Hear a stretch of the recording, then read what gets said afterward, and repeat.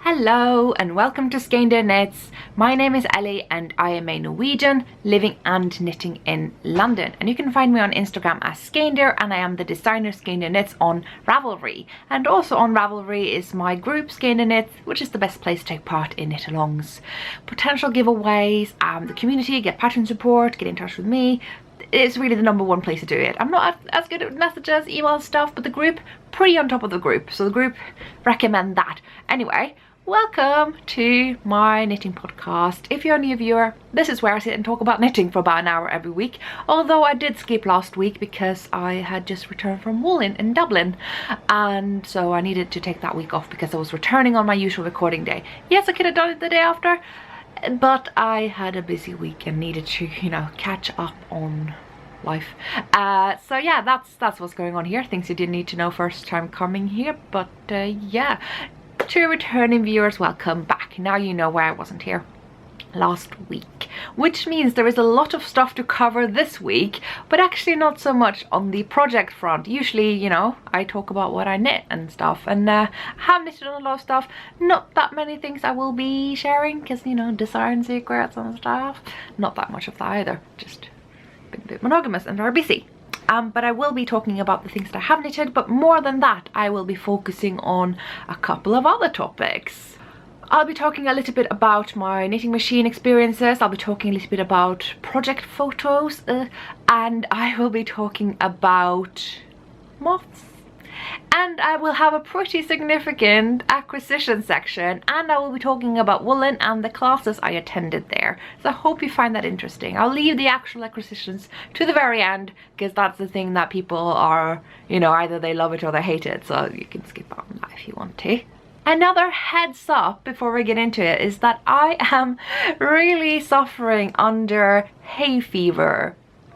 Just everything is stuffed up everywhere, so if I sound a bit nasal as we go along, we're a bit croaky, you know why. It is. I've literally sat here waiting a couple of hours, having hot drinks, cough syrup even, everything to try and clear things up. It's not really worked. Right now it did because I did the whole awful sound that you luckily didn't have to hear, but yeah, I'm struggling a little bit to sound comfortable, so you know, that's what we do. The other thing is that it's baking hot and humid in London. The humidity is helping with the pollen, I will say that. There is a bit of, you know, rain every so often, so that makes it breathable, but it does mean that it's so hot I have to keep the windows open, so we may hear some noise. I think that was thunder. There's thunder. This is gonna be fun. I shut one window because there's construction work outside, because there's always construction work outside here. It's like the curse of my street, or just London, to be honest. Anyway, I'll just be quickly covering the knit-alongs that I'm running, and then we'll swiftly move on to the works in progress I've had. Yeah, I am running the year-long knit-along of 2019, where we aim to make 6 pairs of colourwork mittens for the duration of 2019. More information about that in my group on Ravelry. I've linked to that chatter thread below so you can see the rules, and basically you can just jump on every time you want and make sure you get 6 pairs of colourwork mittens in there. Yeah, the other knit along is the Kosakofta Cal, which is where we're gonna make my Kosakofta pattern. Yeah, just start that whenever you want. I planned on finishing it at the end of the summer, but the deadline could change depending on how people get on with it, but so far people seem to get on with it really quickly. I have had actually several people say that it was a really quick knit, which is actually, I believe them, because whilst it's a really massive piece, it's quite thick yarn, and that does move faster because your row gauge is actually a lot more generous. I don't know what's going on now. It got really loud. What?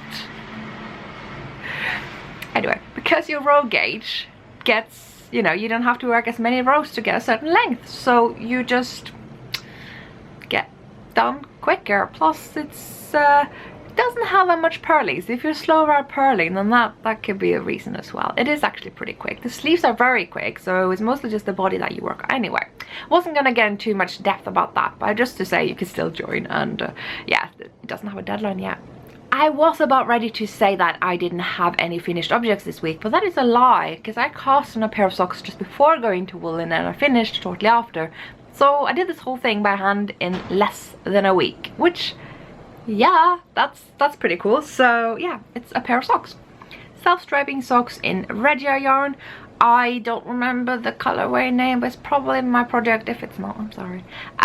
It's something I picked up when I was in Germany. I bought yarn the whole journey, so it could have been Frankfurt, it could have been München, aka Munich, or elsewhere. I don't remember, but yeah, it's nice. It's pink, and the contrast color is also Regia. It's just a plain old black Regia. I need more of this stuff. Really useful. I wish I'd had the grey Regia at the time, more on that in acquisitions, because that would have matched up a bit better, but you know, I don't really care.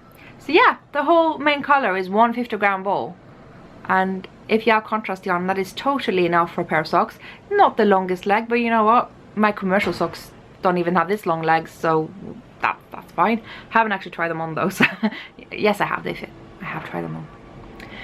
What is exciting about these socks, other than being my usual cuff down 64 stitches, you know, two things. One is that I kind of learned from my other Regia socks with the Yarn and Carlos colorway.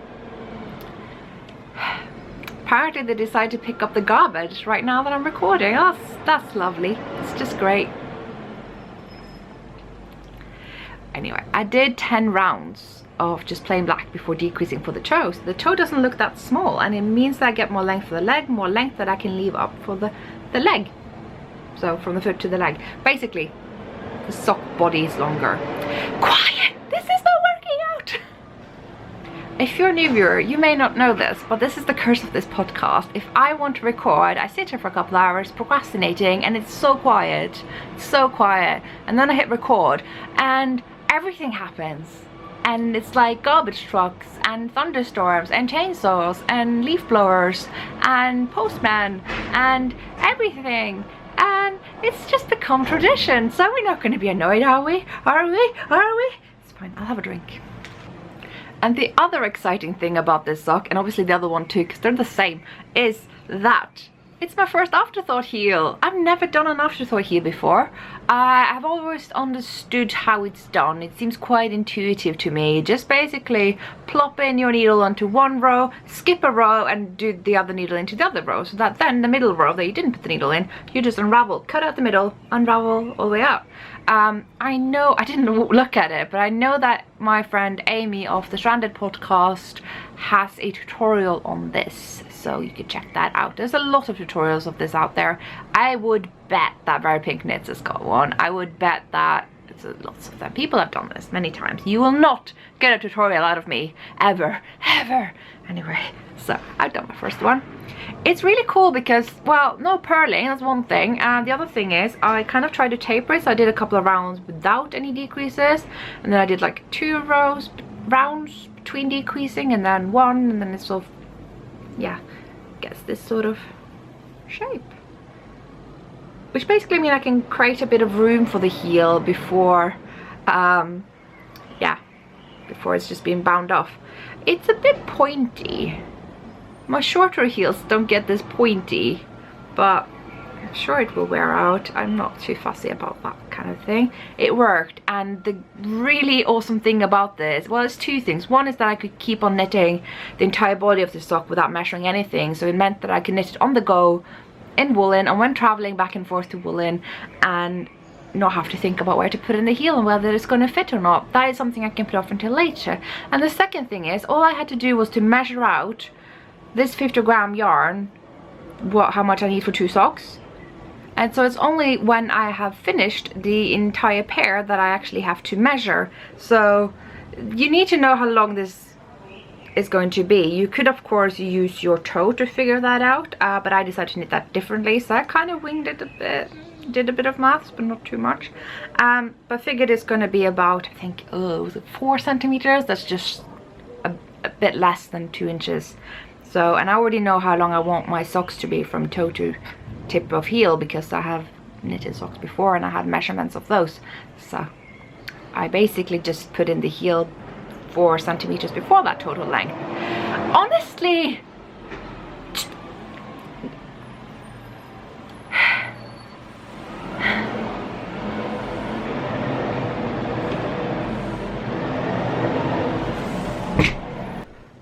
goodness me, I actually had to stop recording for a bit there. That was insane. There's just so much freaking noise. I couldn't have made this stuff up. Like, that was just... Oh, anyway, sorry for the disruption. I should probably re-record the entire section, but let's be real. It's only a pair of stockinette vanilla socks. I'm sure you get the idea. But I'm just really thrilled to have tried out Afterthought Heels. Now they look uneven. It's... Hang on. Basically, these fellas. It was fun. It was really cool to be able to put off the heel until I had the time to sit down and measure properly so that I can knit these on the go, like I said. And yeah, look at that. Got a pair of socks done in no time. So maybe this is something I'll do more, because I always thought that I surely will spend longer finishing socks because there isn't that kind of point where I want to get to, you know, which is the heel. But really, this just made it a lot more mindless. So depending on context, if you're trying to get to the next thing, then maybe not Afterthought Heels. But if you really don't need that disruption as you're on the go, then yeah, Afterthought Heels, pretty good. So that's my verdict on that. I like them. I'll do them again. I still prefer my sort of heel flap and gusset and half a German shorter heel combination heel. But when I can't do that, I'll do these. And these are a lot more suitable for, say, self-striping socks, to be honest. So, yeah, finished a pair of socks in a week. You may not believe me because we had a week's break, but I did, so ha. Another oldie but goodie is my smockage shawl. Yes, we'll be hearing about this shawl until the end of days, but that's just how it is. It has become quite long, so I knitted on this a lot during Woollen. So remember, I had this dark corner here and I faded that as a striping mechanism into the second color, striped that into... Oh my god, I have finished the entire main body. This is the like last kind of... It's called Baby Snakes, this color. It's a lot more garish than the first two. They're very kind of nice and cool. So yeah, it's a little bit out of my comfort zone, this green, but you know, it's not too much. It's not. Fine. So yeah, I finished the entire main body, kept on powering through, and I did it. So all I'm doing now is working the knitted on border. It's quite slow because there are a gazillion stitches on it, so that's a thing. But I'm powering through. I haven't touched it in a couple of days now. Sometimes you just need a break when you've been working on a project for this much. But I am definitely seeing the light at the end of the tunnel with this one. And yeah, as we've had a heatwave coming into London soon, isn't it a small heatwave, I will say. It doesn't sound like it's going to be anything near last year. But still, it does mean probably not going to get a lot of wear out of this shawl anytime soon. But that's just life. So yeah, Smockage Shawl by Stephen West in Tweedy Todd yarn. I've talked about this so much, I'm going to spare you the details, but there is more details. There are more details on my Ravelry project page. Another project of mine that lives in this bag by Kirsty's bag company. I just don't know how to pronounce things, but it's my go-to sock knitting bag because it's got Moomins on it and I love Moomins. And well, most of what I knit is a bit, you know, conventional, modest color use. My socks can be anything. It can be the worst and the best colors ever, and so I like this really bright, obnoxious blue. I think it's great. It really goes with the kind of vibe that I knit socks with, if you will. So in here we have, whoa, what is this? Snake. It's a sock tube. This is when we get into my machine knitting segment before we get into other topics that I want to discuss today. So a bit of a different episode than usual, but I have a lot of things to talk about. It's all related to knitting, so I hope you'll stick around. I'm quite excited about all these things. But yeah, this was once upon a time a sock snake, a long sock snake, whatever. This is the second time I've cranked this out on my machine. So I'm going to start a bit from the beginning. I have a Brother knitting machine, an old one from the 80s, the exact model number I'll write in below. And like 830 something. It's just like a long, call it a bed. It looks like a keyboard kind of. And recently I have acquired a ribber attachment, and the ribber allows you to knit rib or in the round, not both at the same time. A bit disheartening, but that's just that mechanism. I will say up front, a knitting machine is not, contrary to popular belief, any sort of way automatic. It's a very manual, mechanical thing. A sewing machine is more automatic than a knitting machine, actually. This doesn't even plug in anywhere. It's very manual, but it does mean that you can knit one row with one hand movement, or half a round with one hand movement. But the setup and the mechanics of it is just... So that's the backdrop for that. And because my ribber allows me to knit in the round, my first instinct was, of course, sock tubes or sock snakes or whatever you want to call them, and so I did. But yeah, I've had some issues trying to match up the gauge for the ribber with the machine. So in my first attempt, there was a huge difference. I was ready to start knitting on the toe, and I realized it was a lot easier to dig in the needles on one side than the other. So I did the sock tube again, and it's still a problem, but just a bit less. So I'm not going to be bothered this time. But you can see this side, it's kind of wavy. It means that it's looser, so it takes up a bit more space, because the stitches are bigger when it's looser on this side than this side where it's tighter. This is the ribber side, which does things tighter. So this is the nice side, and this is the not so nice side. So I'll make sure that is the non-bottom of the foot. So the ribber side will be the bottom, so it gets a bit more strength. The yarn is West Yorkshire Spinners. I've used this before. I made a pair of socks with this before, so I didn't feel too bad about experimenting with it, using up just leftovers really. And yeah, it's gonna become a full pair of socks. So I'll be doing another Afterthought Heel. I put in some markers where that will happen. That's where the yellow marker is. So it's gonna have actually considerably longer legs than the other. I've already done one rib, which was super boring because it's just a solid color, and a toe on the other. So what I have left is just rib and toe here. Please just make sure I don't do it the other way around, because I don't need a sock that's 2 toes and one that's 2 ribs. That would be really bad.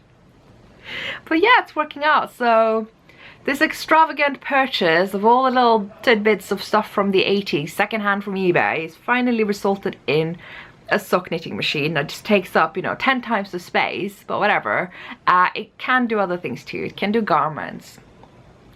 One thing I've found a bit disheartening with my ribber is to find out that it doesn't go any looser than about 28 stitches to 10 centimeters or 4 inches. That is a bummer, because my machine goes as loose as 24 stitches to 10 centimeters or 4 inches. That is my go-to gauge for garments if I'm making them up myself.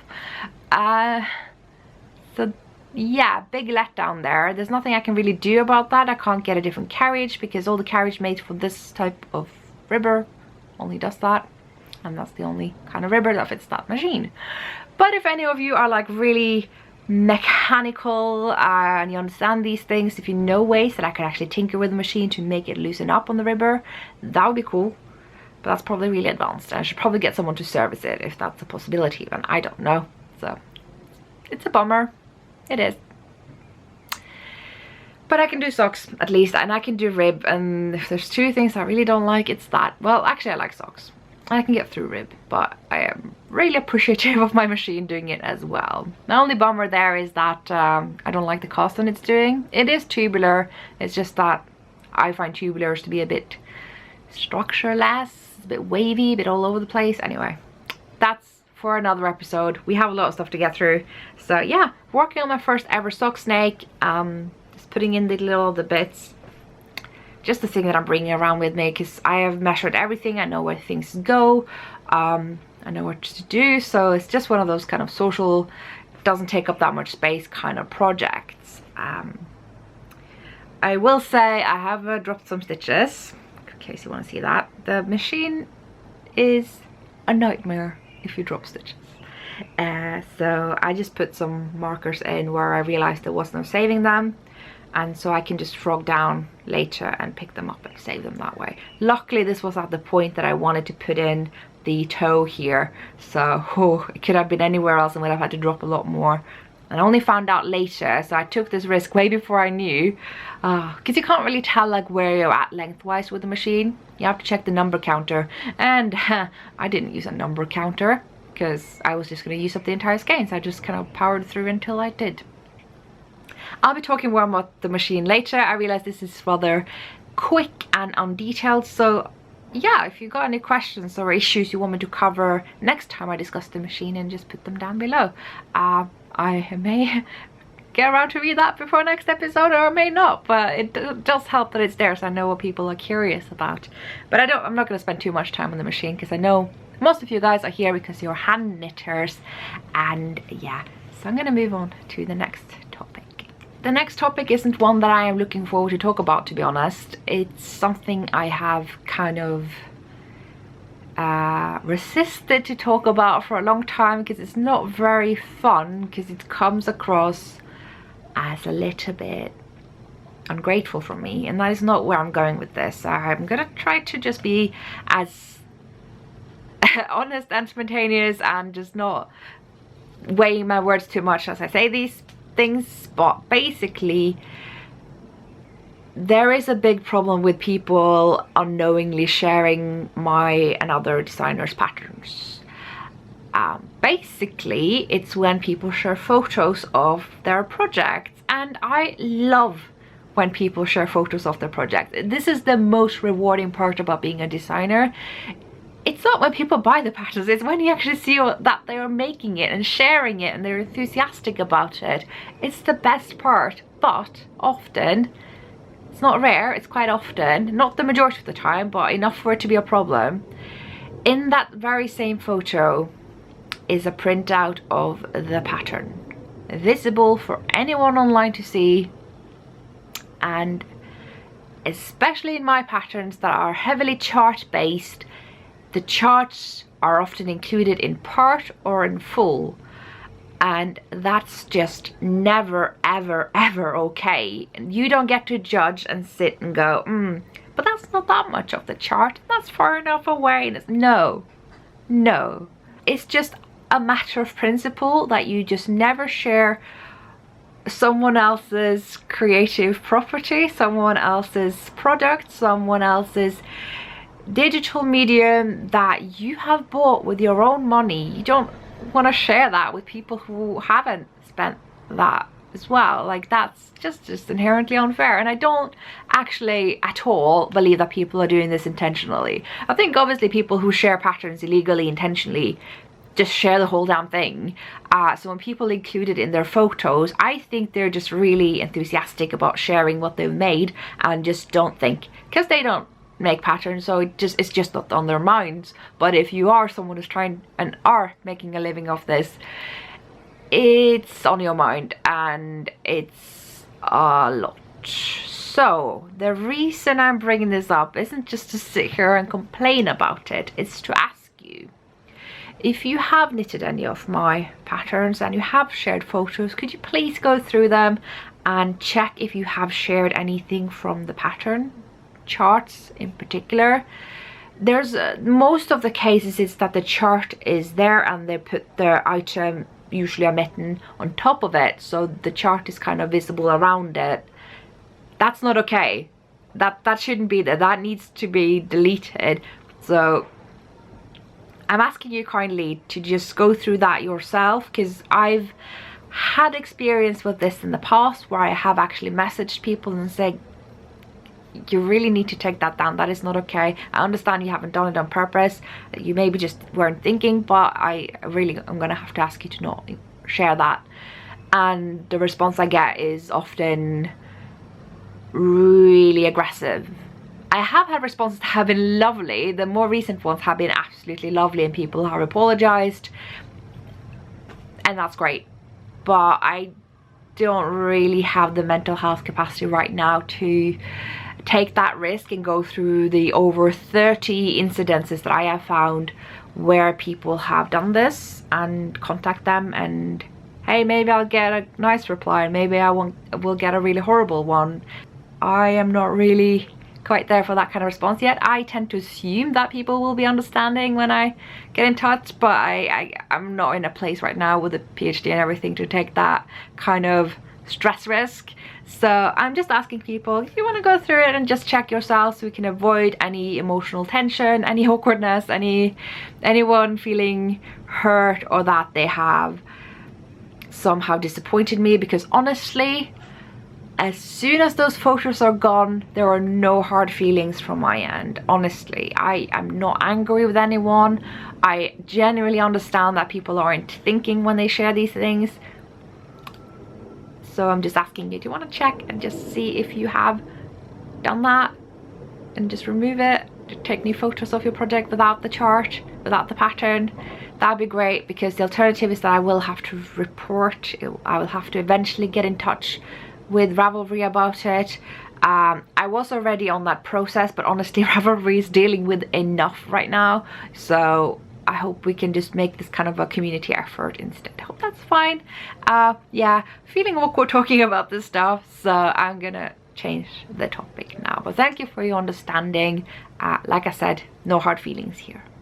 I now want to talk about Woollen in Dublin. Now, as per usual, I was too flustered and overwhelmed in the most positive way to film anything. So I have no footage at all. Yeah, but I will tell you about my experience. My experience with Woollen was absolutely positive. I had the best Airbnb there. I'm gonna say that. It was the best. I shared it with my friend Shamika from New York, my friend Meabh from Singapore, who used to live in London, new to me, Lena, who already knew May, and of course Liz of Untitled Yarns, who I already know from various yarn events and having met her in Greece. And yeah, they're all awesome and people who I have for the most part known for quite some time now, and it was really cool to share with them. Very often when I go to yarn events, I'm never organized enough to get people together, and I end up sharing something a bit subpar on my own. This time, luckily, May got everyone together, organized stuff, and it was really cool. We were like sharing this sort of lodge where they had built a part of it into an Airbnb. That was kind of their retirement project, the people living there, and so they were kind of like our parents for those 4 days. It was really nice. 5 days, I don't know how long we were there. It was awesome. They would drive us to the festival. It was next to the beach. It was in Bettystown, and yeah, I can wholeheartedly recommend that town. The beach, oh my god, so beautiful. So that was an experience. But the festival itself also, I loved it. It didn't come across as very big. It was on the ground floor of a hotel, and some classes were a bit in other parts of the hotel. There was also a marquee outside where half the vendors were, and it wasn't huge, but it had a lot of the big names attached to it.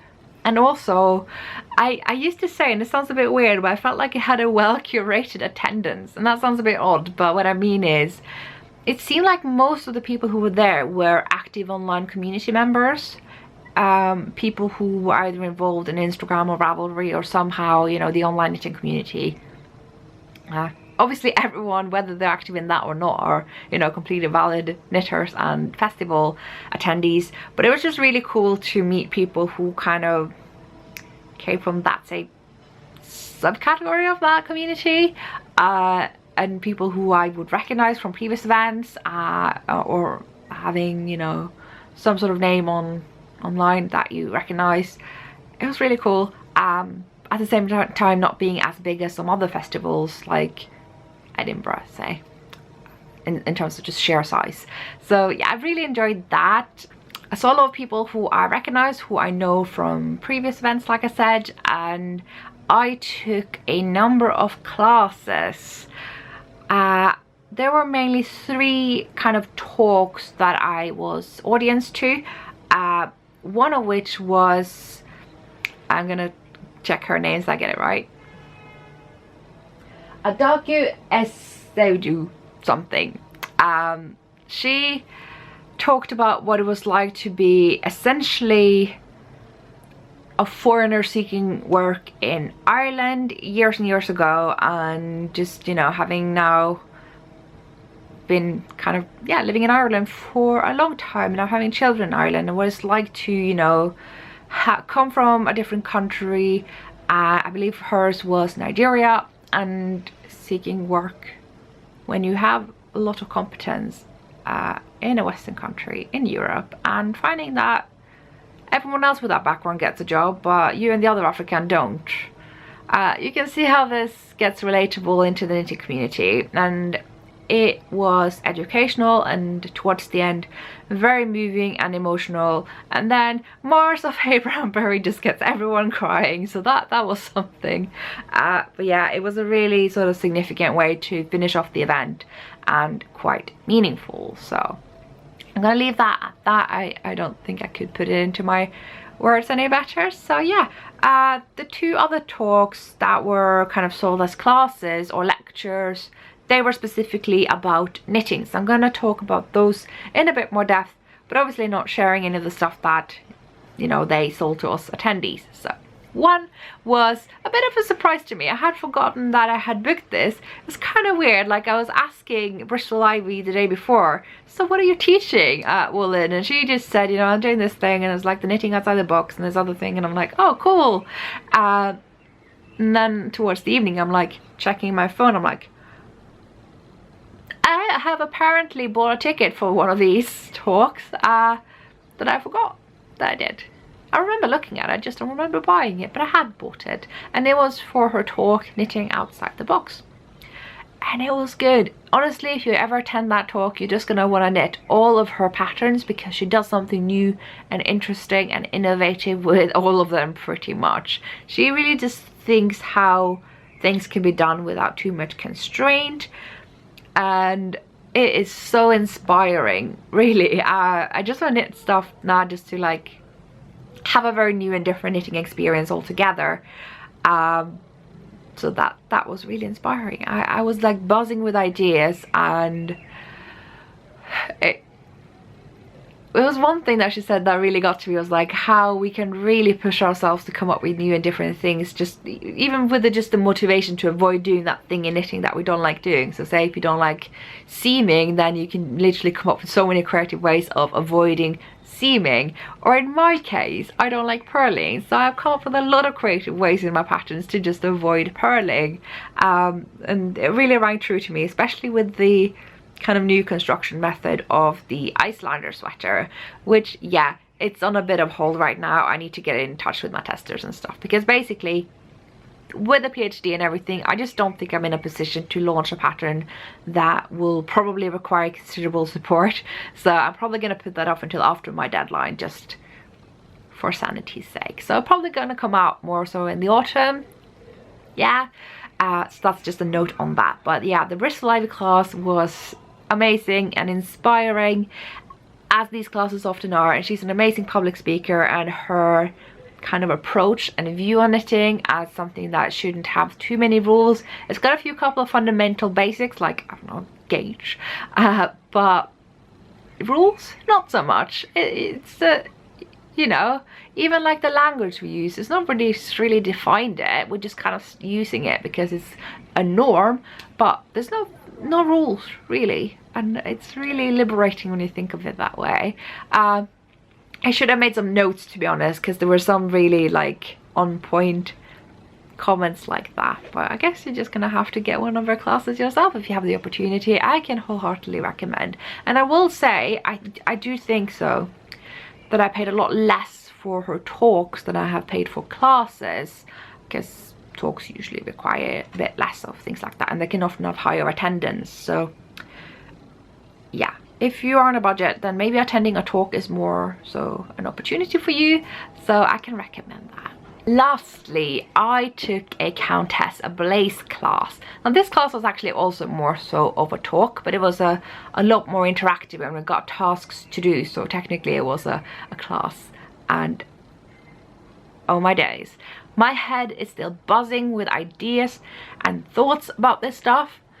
I don't even know where to begin, but basically Lindsay, I'm just going to refer to her as the Countess because it sounds badass, she had a class about branding. It was sort of sold as how to brand your yarn dyeing business, but honestly it was and as I'd hoped it was, applicable to pretty much anyone having a business in the knitting industry.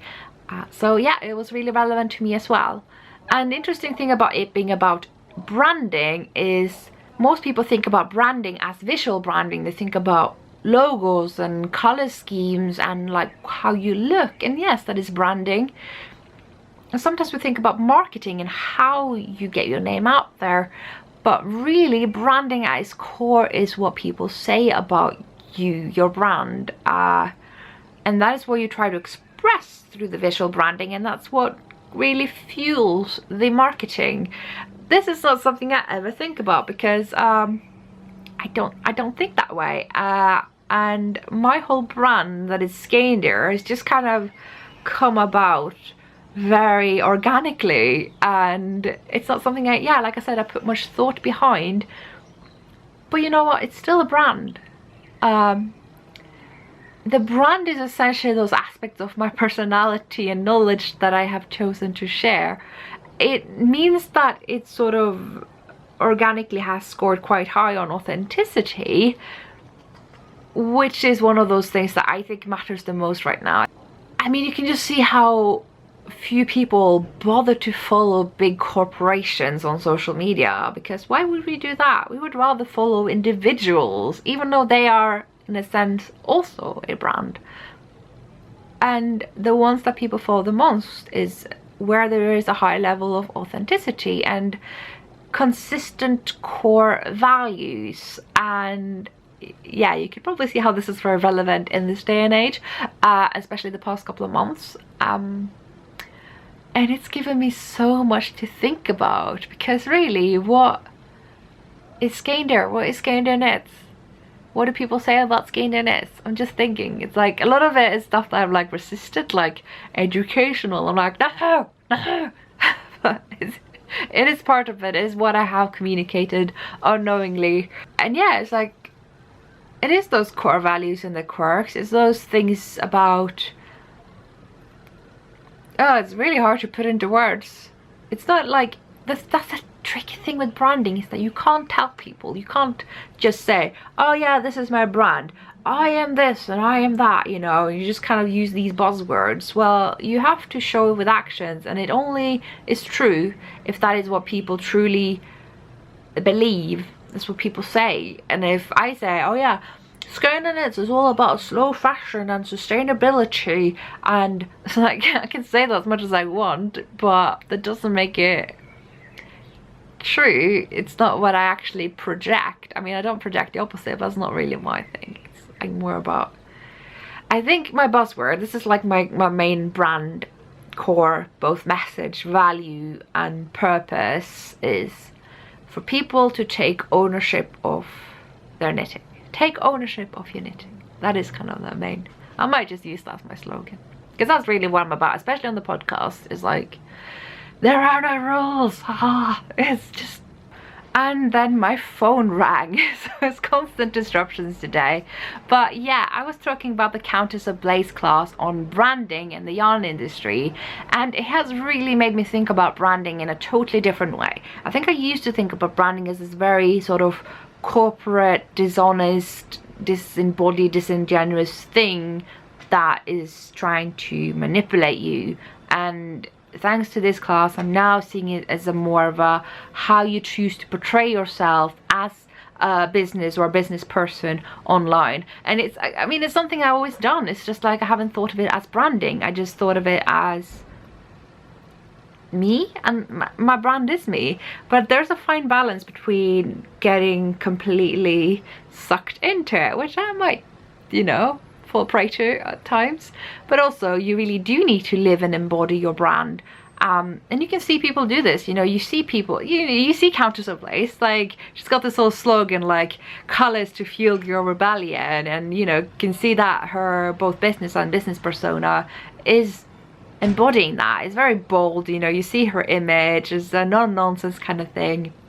But like Stephen West, you know, his image, his, you know, personality, Stephen West as we know him, and his kind of costume, it's really successful branding, but it's still like something that they embody as part of who they are. It's kind of, it's authentic, it's not the whole person, because we got, you know, privacy and all that stuff, and often each and every one of us are a lot less interesting off camera or off the internet, so to speak.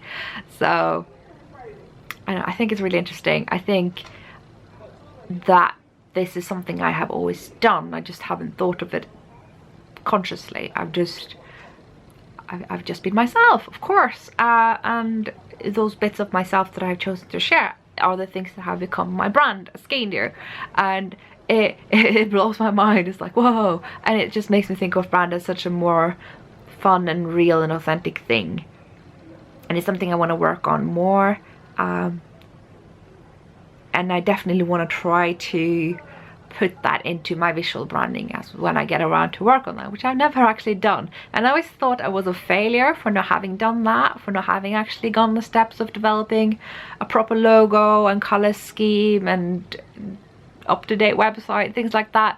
But that's, nobody's here for that. Like, those things are really good to have, I'm not gonna lie, it would be better if I had them than not, but that is not where you make your brand. That is where you express your brand, your personality, your business personality. Repeating myself now, but yeah, it was fascinating. So I'm thinking a lot about it. I'm very interested to hear, not fishing for compliments, but if they are coming in the forms of compliments, that's fine. But I'd love to hear what you think of as Skeindeer Knits, the brand. Obviously me as a person, how I come across to you, that's what the brand is. Brand has still that little vibe to it that I'm like, ugh. But I'm trying to work on that.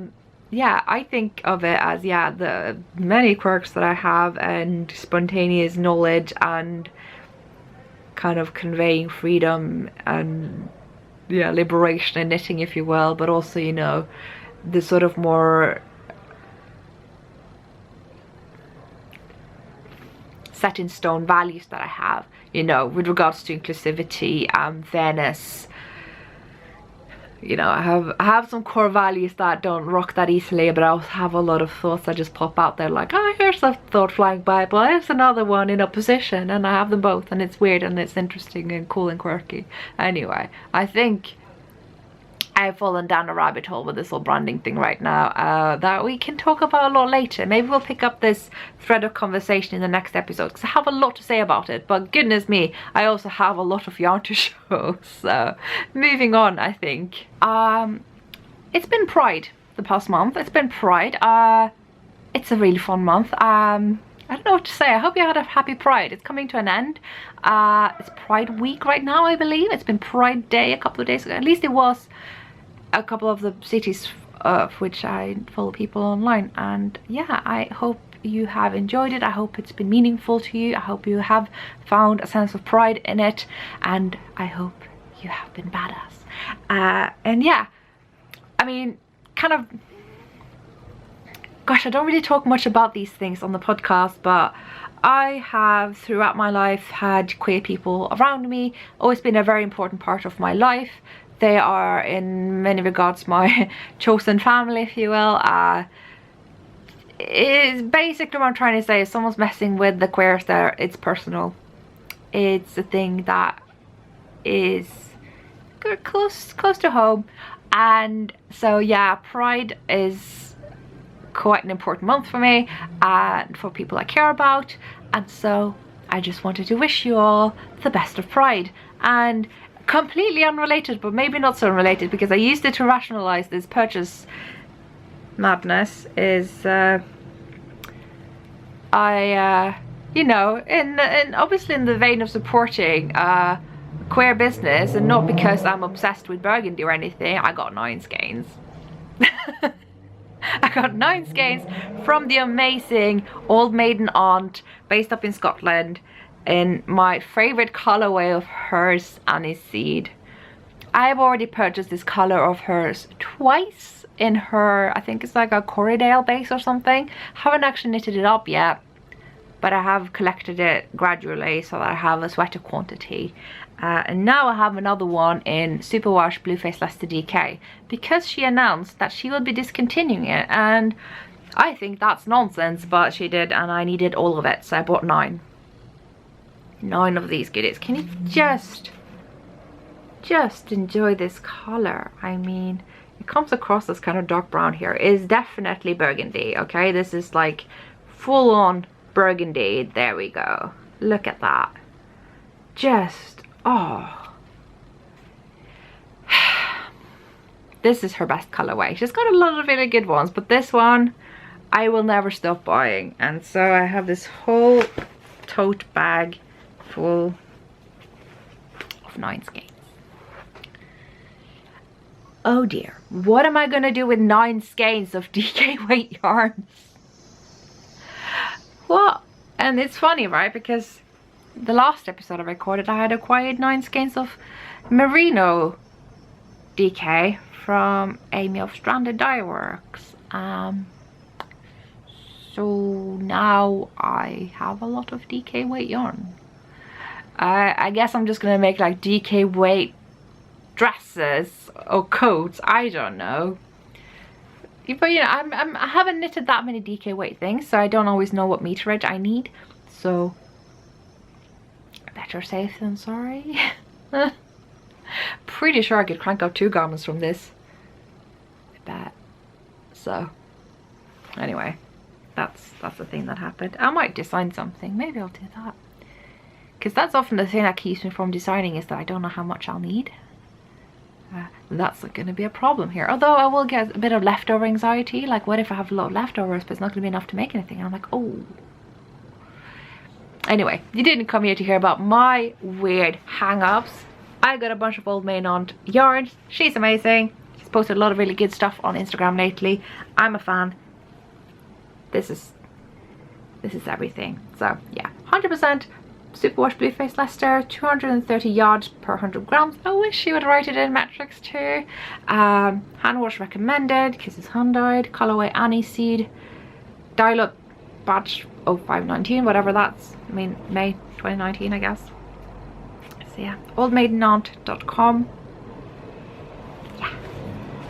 So one more acquisition I want to talk about before I get into the actual Woollen haul is mosquito nets. Yes, I have talked about issues to do with moths before, but I always hesitate to do it because I think that it creates the impression that I somehow have like massive problems with moth infestations and like, oh, I'm the filthy Skeindeer with all the moths, but that's not the case at all. I am very, very, very careful with my yarn. I wrap them up carefully. I am super paranoid about these things. I check my clothes, everything all the time, and I try to take precautions. So yeah, I got mosquito nets because I'm gonna backtrack and tell this story from the beginning. I have in the past couple of years observed the odd moth here and there, and the thing about clothes moths is that they don't look like moths the way you perceive moths to be. You know, moths are kind of like triangle shaped, you know, the thing look like kind of half butterflies or something. Clothes moths don't look anything like that. I am going to show you a moth right now, so if you're squeamish, look away until I tell you otherwise. So I have this sticky trap where a moth has been trapped. It's been squashed a little bit because, you know, I wanted to not make it suffer, but this is essentially what they look like. Can we see that? There. Can you see that? So yeah, minus the squash, it's kind of narrow, golden, sometimes brown, mostly golden. It's in the sticky trap here. I'm gonna put it back now so that everyone can look again. And so if you were expecting clothes moths to look like all the moths and go, oh well, I don't have clothes moths, you might, because that is what they look like. They don't look like those massive moths. These are teeny, teeny, teeny, teeny, tiny, and when they are still, they look like just narrow lines that you might see in your ceiling. I'm not telling you this to be paranoid, but I literally understood while talking to people a couple of days ago. People just have no idea what to look for. And so I just thought I'd educate. That is what they look like. They are tiny and they're really stupid. They're really easy to kill by hand. You just in midair. So that's the thing that's good to know. And also those sticky traps are really good because they attract the males, so they can't, you know, mate and they die. They get stuck. When I see them, I tend to just squash them into the glue so that they die quickly, because you don't want to see them flap around there. So I have a lot of them around. They are effective, but yeah, they only attract the males, and it's the females that lay eggs, and it's the eggs that is the problem. The moths themselves do no harm whatsoever. If you see them flying around, there's no need to panic. They're not going to eat your yarn. It's their babies that eat the yarn and everything else. They will eat anything. They will eat acrylic. I've actually stuffed mostly acrylic, like towels and old clothes and stuff, in my darkest corners of my room, because that is where they lay their eggs. They're not going to lay them on visible yarn. If you have a project out, that is safe. If you have cones of yarn out, that is safe. They'll be laying their eggs in the stuff that is hidden away in dark corners, especially if it's a bit humid, it's got a bit of maybe food crumbs on it, stuff like that. That is where they want to lay their eggs. They're not going to be where you expect to see them. They will be hidden, right? Hidden away from light, from you to wriggle around the nest, whatever they put the things. Look out for moths, know what they look like, try to kill them with sticky traps, and check those places you don't often check. I've been really lucky to have not found anything there. There were some poorly sealed yarn bags that I have had to dispose of, but other than that, it's been fine. I know my room is moth proofed. There is no way that they are anywhere right now. I am pretty confident. But the other day I was out hanging out with the lovely, amazing Jacqueline of Brooklyn Knitfolk, who was visiting London, and Mina of the Knitting Expat, and Jacqueline's sister. It was super fun. Only that when I came home, I hadn't shut my window.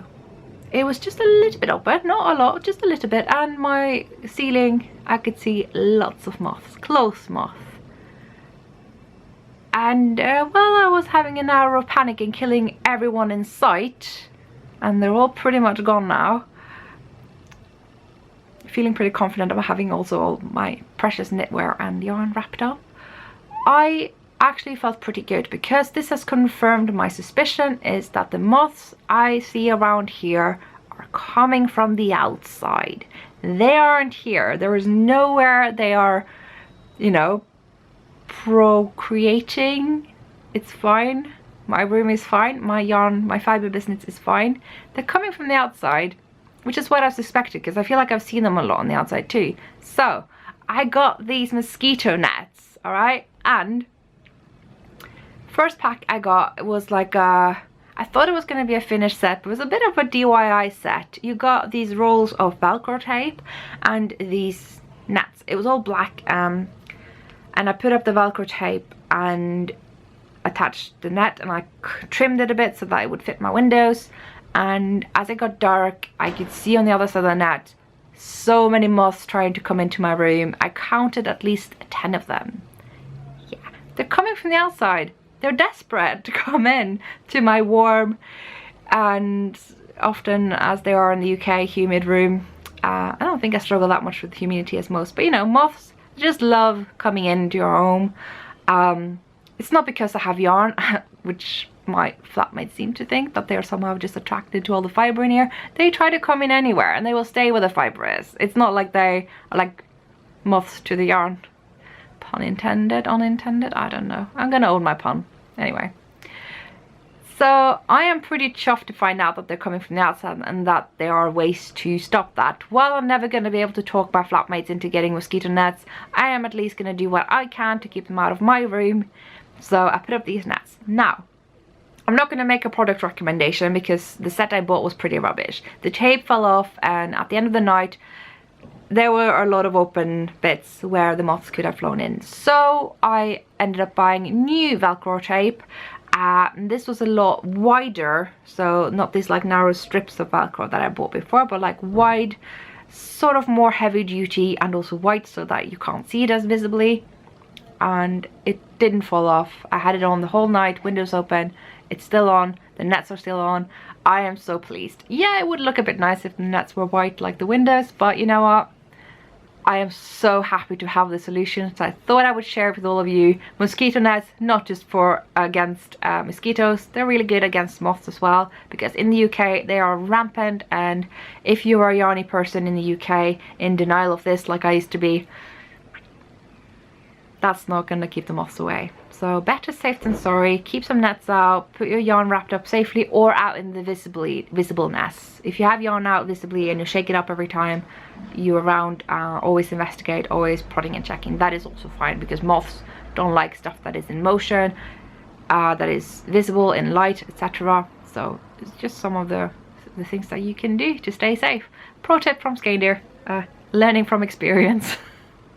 So now we're actually ready to go into the Woollen acquisition. I'll also finish up with something I have purchased after, because once you're on a roll, you know.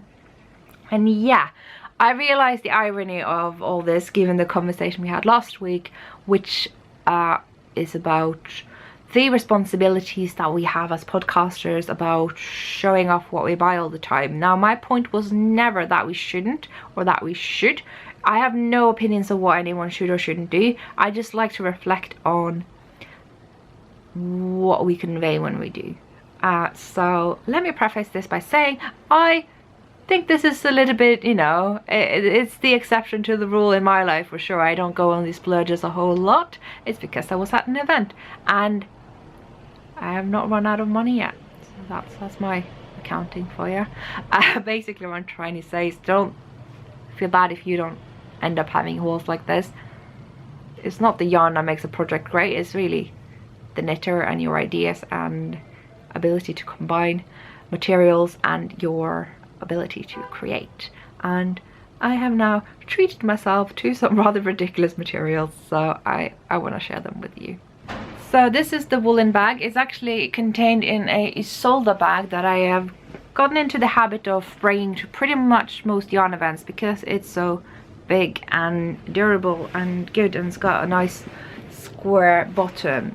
Isolde actually decided to take the day to go to Dublin for a day to Woollinn and hang out there, so it's really nice to see her, as was Jess from Ravelry, so also really good to see her there. It's not people you get to see a lot, so it's all nice. And yeah, first purchase that I made was this bag. I was still on my looking around at this point, but I realized this bag, most of it had already been sold. And yeah, there were a lot of really awesome other prints, but this one, it got to me.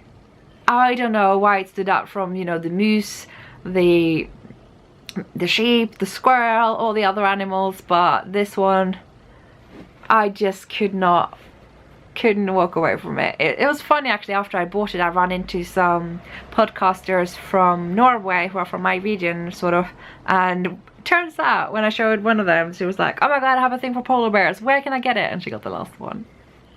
So yeah, this is by the Blue Rabbit House.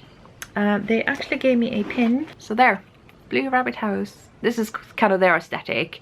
So yeah, you can sort of see that the polar bear did sort of stand out there. It's also a really interesting material. It's definitely just some kind of simple thin white cotton on the inside, but the outside feels a lot more thick, like it's sort of smooth. It doesn't feel synthetic, but it does make me think of plastic in some way. I don't know, it's really nice.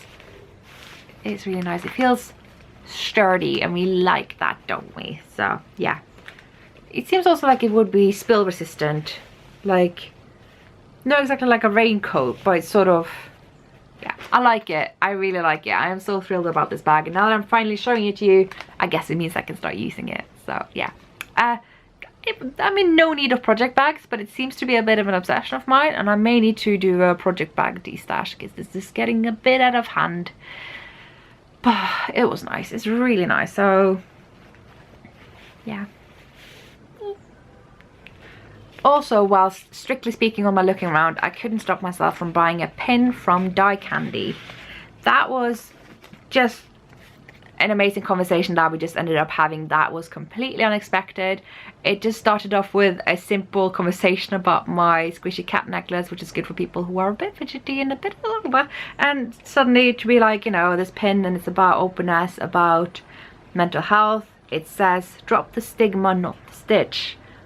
And yeah, obviously this soap stitch shape thing is supposed to be a pill and is specifically to do with taking medication for mental health and dropping the stigma about that, but also as a symbol for general ending stigma about mental health, which you guys know I'm all about. So yes, of course I had to get this pin, and it was just, yeah, we had a really conversation, me and the two people in the booth, and I can't really tell you what that meant. So thank you guys so much.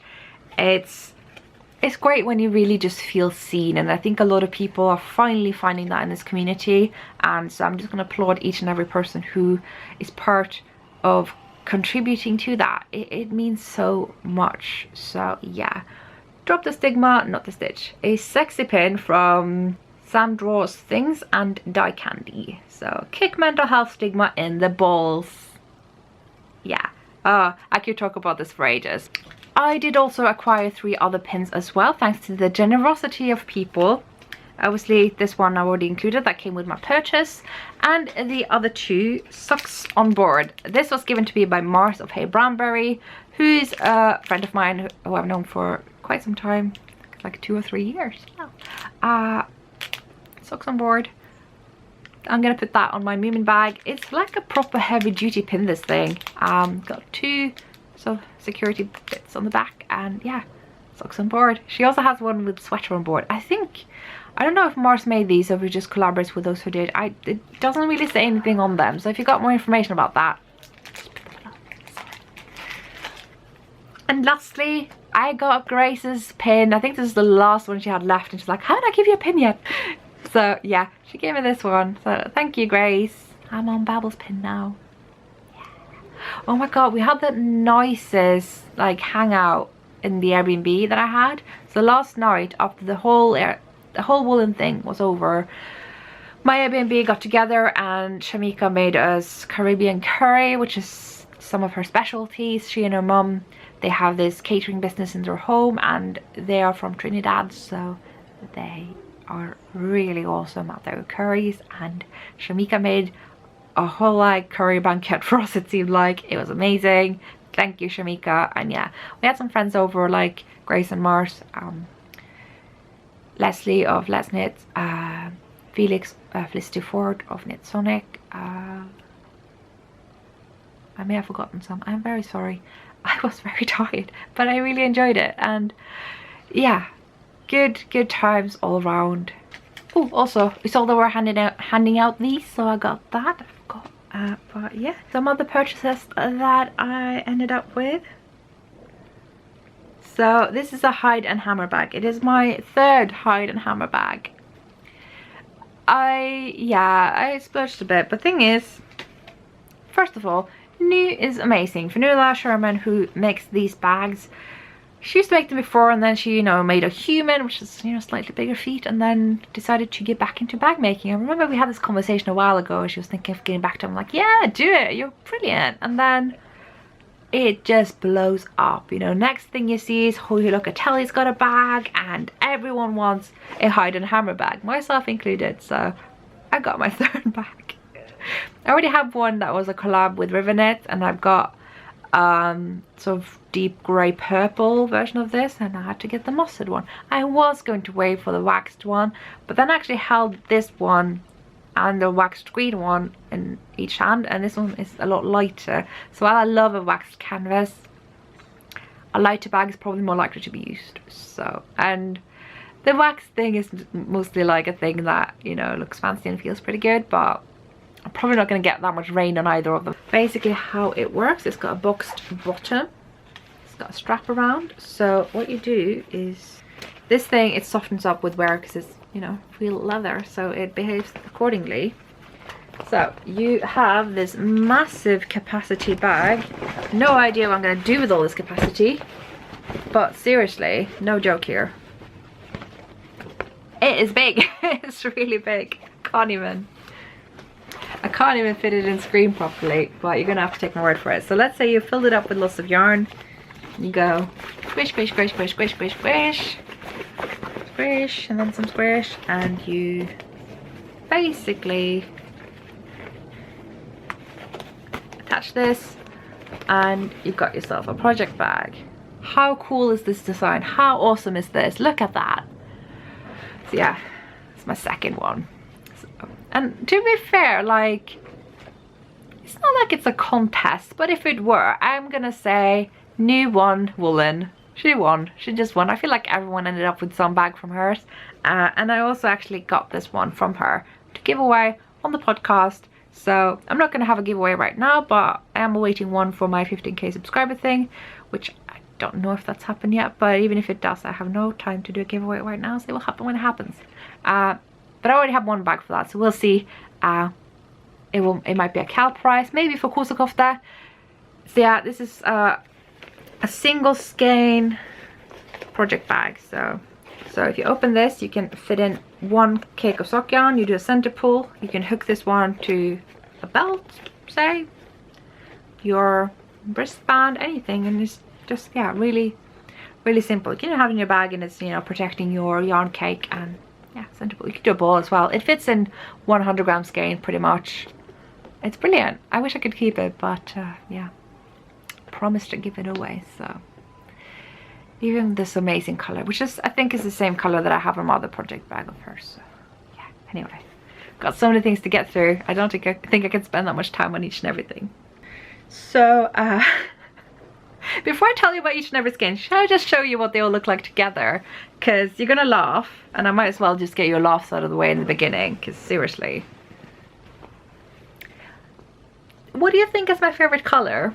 You have a wild guess as to what my favorite color is. Okay, so this is 4 different yarns all together. Oh, okay, where to begin? Let's start with this one. This is Martin's Lab. Now, if you don't know, Martin is actually the husband of famous designer Justyna Lokowska, and they were both in the booth, and it was really nice to see them. It's the first time I've actually had the opportunity to have a chat with them, because their booth usually gets pretty flooded. It's quite popular. Yeah, Martin is kind of scientist gone yarn dyer, based in Poland, and I mean, if you can produce this colorway, I'm gonna say you're a successful one at that, because this red is everything. I know I say that a lot, but as far as reds go, yeah. So I'm gonna tell you about the yarn. This is Comfy Merino. It's 100% superwash merino, 400 meters per 100 grams, size 437 yards. Colorway is called Anna's Tulip. And Justyna was like, oh yeah, sorry, Justyna, should be able to pronounce things. Justyna was like, oh yeah, that's actually an actual flower. Let me show you, I have a photo. And she went through, and I'm like, yeah, she couldn't find it. And I was just, it's fine, just show me a photo of your dogs instead. And then we just looked at dog photos, and it was great. She's got adorable dogs. And yeah, this yarn.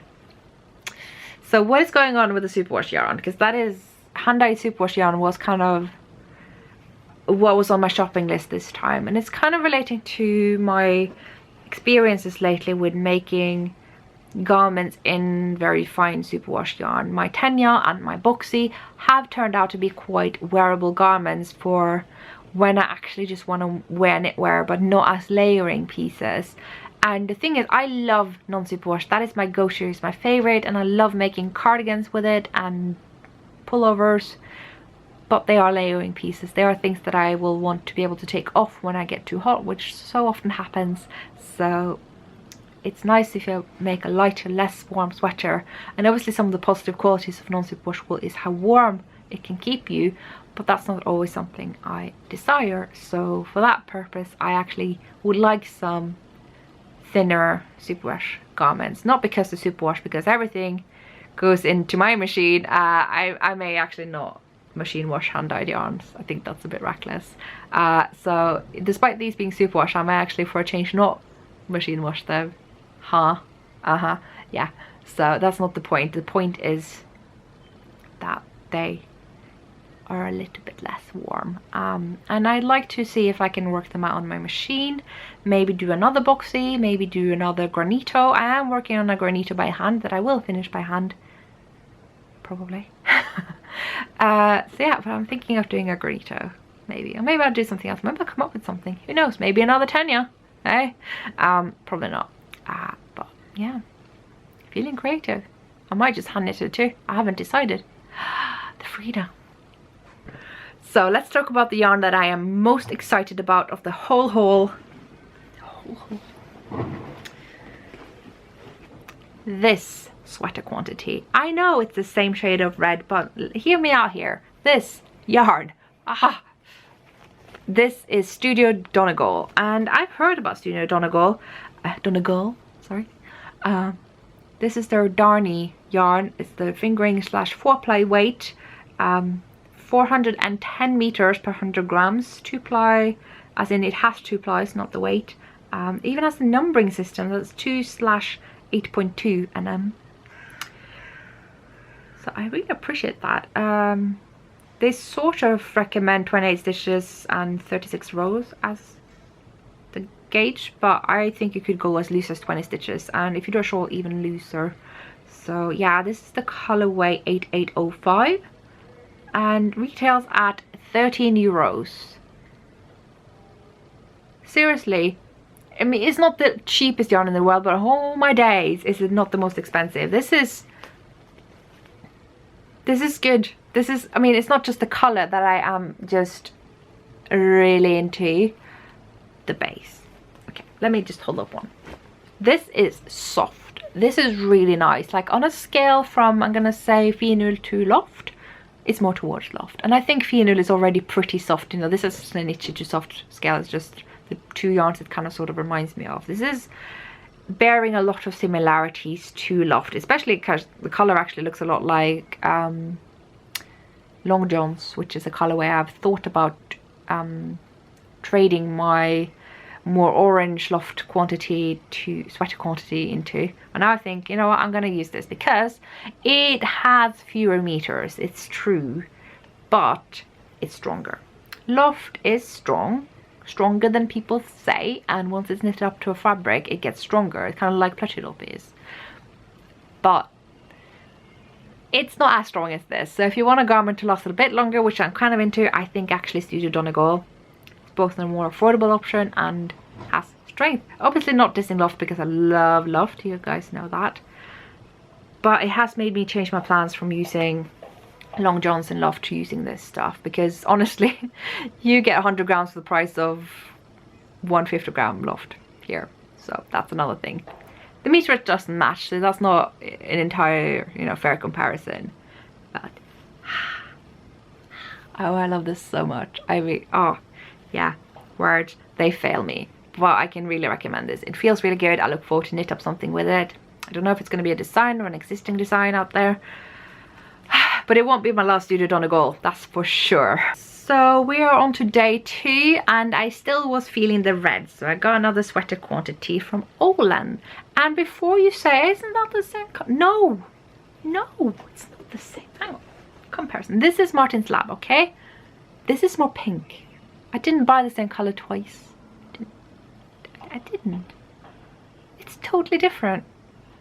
It's got pink. Anyway, it's a different base too, okay? This is 100% superwash blue-faced Leicester. And yeah, it's from Olann, who is a dyer that has come to my attention lately as having 100% amazing colorways. Like, just all their colors are beautiful. I'm in awe. So toying around with the idea of this becoming maybe granito, maybe something else, I don't know.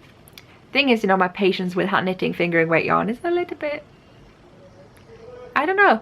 If it's a non-superwash, I have no problems with it, but for some reason when it's a superwash, I find it slower, and I think it's because I personally prefer tighter gauge than what most patterns nowadays recommend. I just do. So yeah, Olann yarn. Oh, this color on me, you guys. I will say I prefer the Martin's Lab a little bit more because I do like the deeper red, but I love this as well. I could not walk away from it. So yeah, another sweater potentially. Every time I do one of these hauls, I'm like, I need to do a de-stash. But to be fair, I've knitted up a lot of my yarn lately. I mean, I have finite capacity and it's not bulging yet, so I think, you know, it's gone somewhere. And lastly, Giddy Aunt Yarns. You have seen them on the podcast before. I have received a super generous sweater quantity of silk mohair from them in my favorite shade of burgundy pretty much. But this I bought from them at Woollen. It was, I think, my last purchase. One of my sort of quests for Woollen was to get yarn from this beautiful triangle brioche shawl from the Nora Gone and guest edited issue of Pom Pom, and I had talked to Grace about this ages ago and talked about how amazing it would be to do that shawl in Nathan Taylor's one pass brioche method, and since then Grace has actually figured out how to. And so while I intended to pick her brains about it, what I ended up doing was just picking her brains about the yarn, because this booth was right next to her. So once I had decided on this, I was like, but Grace, don't you think it's too fine? It's lace weight and it's supposed to be light fingering. This is like a really fine lace. And she was just like looking at the meterage. You can hold it double. It's got 1,200 meters per skein this. I can hold it double and still have enough. So yeah, it will be me holding 4 strands of yarn while doing one pass brioche. Am I gonna enjoy that? I don't know, but I will do it and it's gonna look amazing. These 2 colors together in brioche, I mean, oh, so but yeah, Giddy Aunt Yarns have amazing colors and really special bases. It's gonna be a shawl one day. Might finish some of my shawls first. I'm really good at starting them. Finishing, not so much. So that was it for my Woollen haul. I really enjoyed my stay. It did take me a while to kind of get down and record all of this, because as often happens when you are away and having a lot of fun, is that it gets quite exhausting in a really good way, but still takes energy out of you, and I need a bit of brain space. So unfortunately, it has meant that I am, you know, prolonging recording until today, where I have to keep windows open and deal with all the noise outside, and being in the brick jungle that London is, all the voices down the street just like reverberate between the walls up to here. So that's just been the chaos we've been recording under today. But yeah, like I mentioned earlier, Jacqueline of Brooklyn Knit Folk have been visiting London, and so she's been staying at Mina, who lives outside of London, and they both came up here. Mina of Knitting Expat, that is. So we've been wandering around and visiting a lot of, you know, shops and fun places in London, and we went to Liberty. And I don't usually buy yarn at Liberty. They mostly just do Rowan yarn, and I'm like, oh, yeah. I've kind of fallen out of love with Rowan. I don't think their bases are as interesting anymore. And then I saw this and then I bought it because that is an interesting base. It is Creative Linen. It's 50-50 linen and cotton, and it feels really nice. It does feel really nice, and linen just gets better and better. It is a lot like leather in a way. It just softens up, and yeah, this was the best color they had, so of course I bought that, and I got 5, and I am actually developing a design in it. I don't think it's ready to show you guys yet, but I'm making a summer top which may look really cool or look like I'm wearing a dishcloth. Time will tell, but if it looks good, it will become a design available for purchase. If not, I would at least have a dishcloth to wear in the heat wave. So, yeah.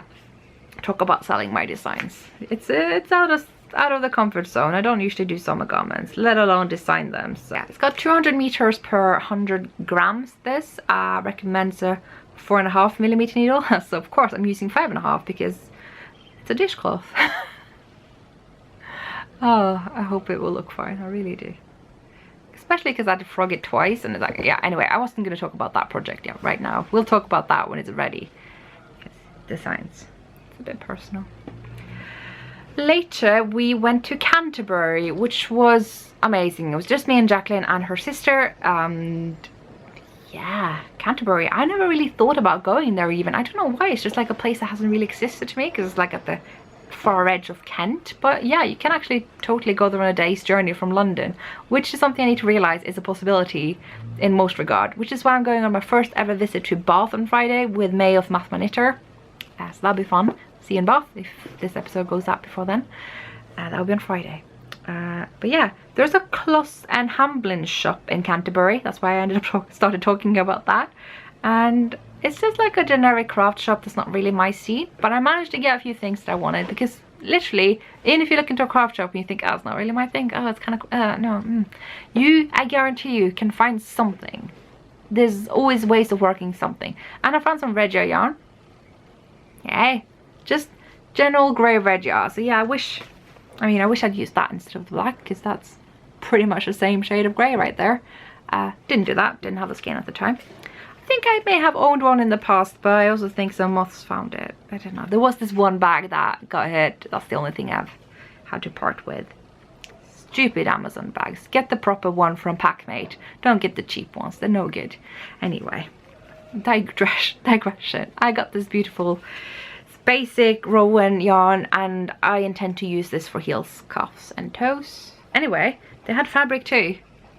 Look at the foxes! And I know what you're saying. Ellie, you don't know how to sew yet. You've just been dabbling. I'm like, yeah, but I'm building up my fabric stash for when I do know. Right? And how could I resist this? Look at that. They had an equivalent with lions, but I'm like, nah, foxes all the way. So I got myself some fox fabric. I said I was done with my Woollen haul, but I lied. I just realized I bought this from the airport because I'm trash.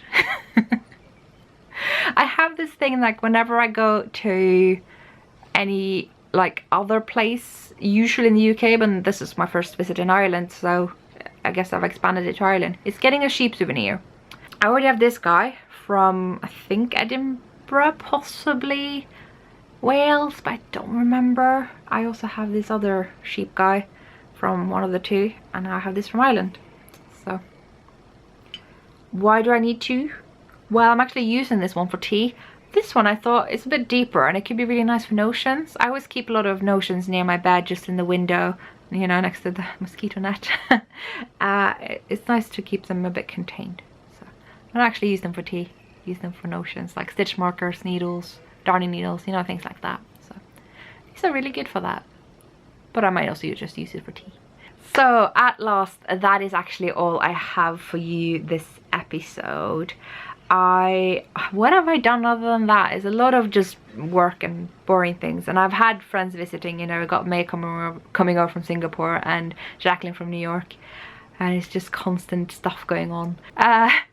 Thank you all so much for watching, and I hope I will see you here next time. Bye. The other interesting and new thing with this sock, and obviously the other one too, they're the same, is the heel. This is my very first Afterthought heel.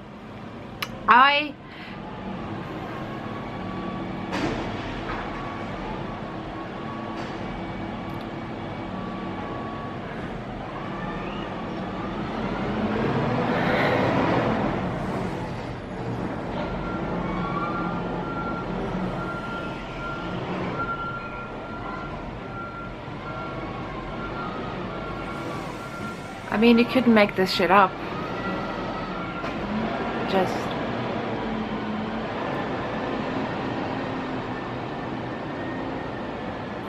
Bye, Felicia.